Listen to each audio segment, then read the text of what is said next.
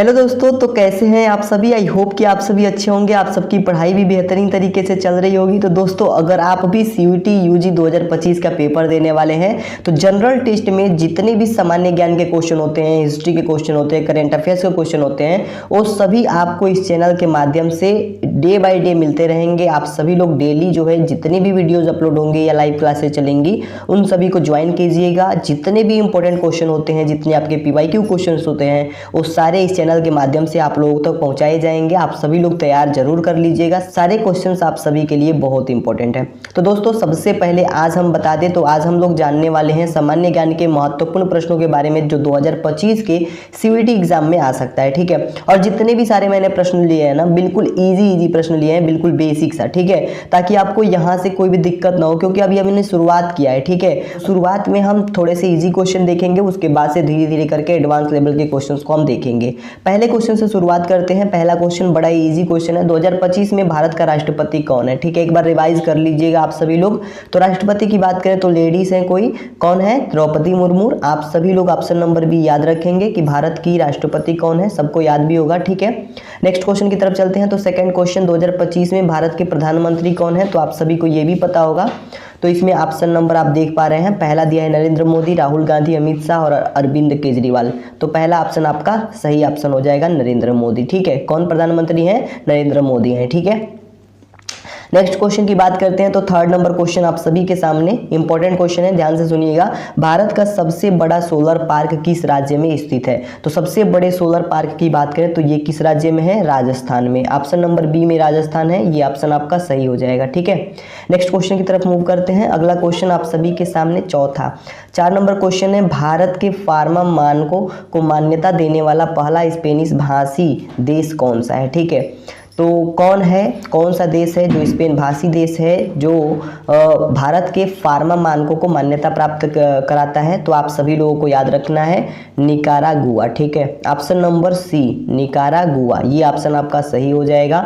अगले क्वेश्चन की बात करते हैं। तो नेक्स्ट क्वेश्चन आप सभी के सामने है, 2025 में G20 शिखर सम्मेलन की मेजबानी कौन सा देश कर रहा है। पहला ऑप्शन है भारत, दूसरा है दक्षिण अफ्रीका, तीसरा है इटली और चौथा ऑप्शन है जापान। ठीक है, तो आप सभी लोग याद रखेंगे, इसमें ऑप्शन नंबर बी दक्षिण अफ्रीका बिल्कुल सही ऑप्शन है। 2025 में G20 जो है इस शिखर सम्मेलन की मेजबानी कौन कर रहा है, दक्षिण अफ्रीका कर रहा है। ठीक है, नेक्स्ट क्वेश्चन हमारे पास 6 नंबर क्वेश्चन है कि 2025 में सबसे ज्यादा जीडीपी वाला भारतीय राज्य कौन सा है। ठीक है, सबसे ज्यादा जीडीपी वाला भारतीय राज्य कौन सा है, तो आप सभी लोगों को याद रखना है, महाराष्ट्र है। कौन है, महाराष्ट्र। पहला ऑप्शन ही बिल्कुल करेक्ट ऑप्शन हो जाएगा। ठीक है, अगले क्वेश्चन की तरफ चलते हैं। नेक्स्ट क्वेश्चन आप सभी के सामने 7 नंबर है, कलिंग का युद्ध किस वर्ष लड़ा गया था। तो कलिंग का युद्ध जो है 261 ईसा पूर्व में लड़ा गया था। ऑप्शन नंबर डी बिल्कुल करेक्ट ऑप्शन है। ठीक है, जितने भी क्वेश्चन आप लोगों को बता रहा हूँ सारे क्वेश्चंस आप सभी के लिए बहुत इंपॉर्टेंट है दोस्तों, सभी क्वेश्चन को जरूर तैयार कर लीजिएगा। नेक्स्ट क्वेश्चन 8 नंबर है, रूसी क्रांति किस वर्ष हुई थी। ठीक है, तो रूसी क्रांति जो है 1917 ईस्वी में हुई थी। ऑप्शन नंबर सी बिल्कुल करेक्ट आंसर होगा। बिल्कुल सिंपल क्वेश्चंस हैं, किसी भी तरह के बहुत बड़े क्वेश्चंस नहीं है। ठीक है, आप लोगों को पता भी होंगे शायद। ठीक है, तो बिल्कुल बेसिक लेवल के क्वेश्चंस हैं, इसको जरूर तैयार कर लीजिएगा, आने के चांसेस रखते हैं। 9 नंबर क्वेश्चन है, पृथ्वी का आकार गोलाकार होता है, इसे एक रेखा द्वारा 2 भागों में विभाजित किया जा सकता है, उस रेखा का नाम क्या है। मतलब पृथ्वी अगर मान लीजिए ये है, तो इसको 2 भागों में विभाजित करने के लिए जिस रेखा को देखा जाता है, सामान्यतः मानचित्र में हमने देखा होगा, तो इस रेखा को क्या कहा जाता है, इस रेखा को कहा जाता है भूमध्य रेखा। क्या कहा जाता है, भूमध्य रेखा कहा जाता है। तो आप लोगों को याद रखना है कि पृथ्वी के बीचों बीच वाली जो रेखा होती है भूमध्य रेखा कहा जाता है, जिससे कि पृथ्वी क्या हो जाती है, 2 भागों में विभाजित दिखाई पड़ती है। ठीक है, तो ऑप्शन नंबर डी बिल्कुल सही हो जाएगा। नेक्स्ट क्वेश्चन की बात करते हैं। तो 10 नंबर क्वेश्चन है, पुरस्कार विजेता फिल्म स्लम डॉग मिलियनेयर निम्नलिखित में से किस निर्देशक द्वारा निर्देशित की गई है। तो आप सभी को याद रखना है, स्लम डॉग मिलियनेयर जो मूवी है, इस मूवी में जो निर्देशक है कौन है, तो आप सभी को याद रखना है, डैनी बायल है। कौन है, डैनी बायल। ऑप्शन नंबर ए बिल्कुल करेक्ट आंसर हो जाएगा। ठीक है, आई होप कि आप लोगों को ये सारे प्रश्न समझ में आए होंगे। नेक्स्ट क्वेश्चन की तरफ मूव करते हैं। नेक्स्ट क्वेश्चन 11 नंबर क्वेश्चन है, वर्ष 2000 में गांधी शांति पुरस्कार से दक्षिण अफ्रीका के पूर्व राष्ट्रपति को किसके साथ सम्मानित किया गया था। तो आप सभी को याद रखना है, ग्रामीण बैंक ऑफ बांग्लादेश के साथ जो है सम्मानित किया गया था। ऑप्शन नंबर डी बिल्कुल करेक्ट ऑप्शन है। ठीक है, अगले क्वेश्चन की तरफ चलते हैं। तो 12 नंबर क्वेश्चन है, फिल्म रॉक स्टार में अनोखे परिधान डिजाइन किए गए थे, इन्हें किसने डिजाइन किया था? ठीक है, रॉक स्टार जो फिल्म थी इसमें अनोखे परिधान डिजाइन किए गए थे, उस डिजाइन को करने वाला कौन था? तो आप सभी को याद रखना है दोस्तों, अक्की निरूला। ठीक है, ऑप्शन नंबर बी, अक्की निरूला ने ही डिजाइन किया था। ठीक है, सारे परिधान को। ऑप्शन नंबर बी बिल्कुल सही हो जाएगा। ठीक है, अगले क्वेश्चन की तरफ चलते हैं। तो 13 नंबर क्वेश्चन है, नक्षत्र डायमंड ज्वेलरी की ब्रांड एम्बेसडर एक प्रसिद्ध अभिनेत्री, सही नाम चुने। ठीक है, प्रसिद्ध अभिनेत्री कौन है ब्रांड एम्बेसडर? तो आप सभी को याद रखना, कैटरीना कैफ। कौन है? Katrina Kaif. Option number C बिल्कुल सही ऑप्शन हो जाएगा आपका। ठीक है, तो ये सी वाला ऑप्शन जो है बिल्कुल करेक्ट ऑप्शन होगा। नेक्स्ट क्वेश्चन की तरफ मूव करते हैं। तो अगला क्वेश्चन आप सभी के सामने ये है कि भारत के पहले साहित्य के नोबेल पुरस्कार विजेता कौन थे?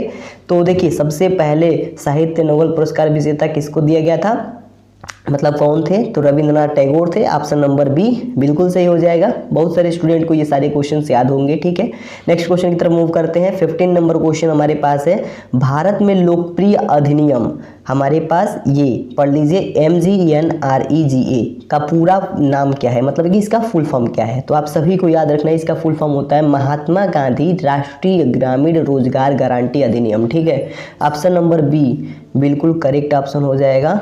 MGNREGA इसका फुल फॉर्म होता है महात्मा गांधी राष्ट्रीय ग्रामीण रोजगार गारंटी अधिनियम। ठीक है, तो ऑप्शन नंबर बी बिल्कुल करेक्ट ऑप्शन हो जाएगा। नेक्स्ट क्वेश्चन की बात करें तो 16 नंबर क्वेश्चन है, सुएज नहर किस युग और वर्ष में खोली गई थी?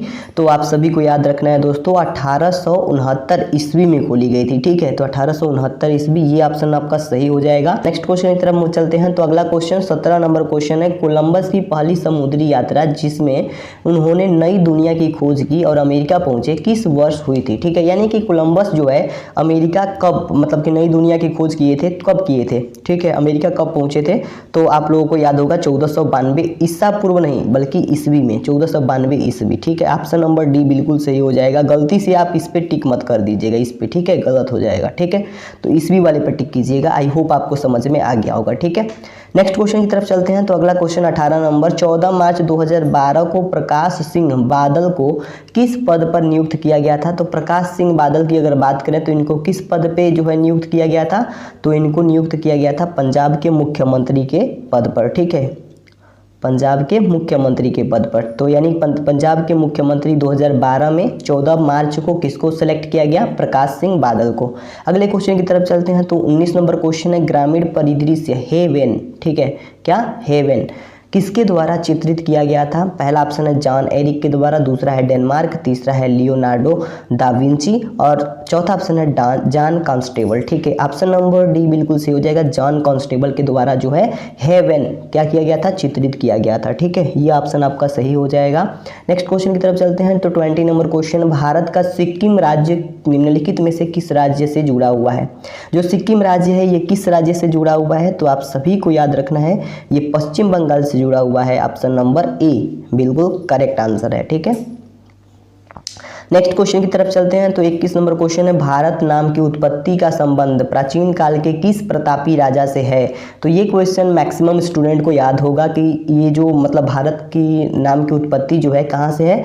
तो भारत चक्रवर्ती सम्राट जो राजा थे, इस राजा के नाम पे ही भारत नाम पड़ा था। ठीक है, ऑप्शन नंबर सी बिल्कुल सही हो जाएगा, भारत चक्रवर्ती के नाम पे। ठीक है, नेक्स्ट क्वेश्चन की तरफ चलते हैं। तो 22 नंबर क्वेश्चन है, भारत का सबसे बड़ा शहर कौन सा है? तो मैक्सिमम स्टूडेंट जानते होंगे मुंबई है। ठीक है, तो भारत का सबसे बड़ा शहर कौन सा है? मुंबई। ऑप्शन नंबर ए बिल्कुल सही हो जाएगा।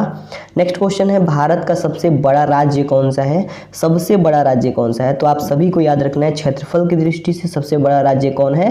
राजस्थान है। ठीक है, ऑप्शन नंबर सी बिल्कुल सही हो जाएगा। नेक्स्ट क्वेश्चन हमारे पास 24 नंबर क्वेश्चन है कि भारत में कुल कितने राज्य हैं? तो ये भी आप लोगों को पता होंगे, भारत में कुल कितने राज्य हैं? तो भारत में कुल 28 राज्य हैं। ठीक है, इस बात को भी आप लोग याद रखेंगे। नेक्स्ट क्वेश्चन 25 नंबर, भारत की सबसे लंबी नदी कौन सी है? आप सभी लोग कमेंट करके बताएंगे। ठीक है, भारत की सबसे लंबी नदी कौन सी है?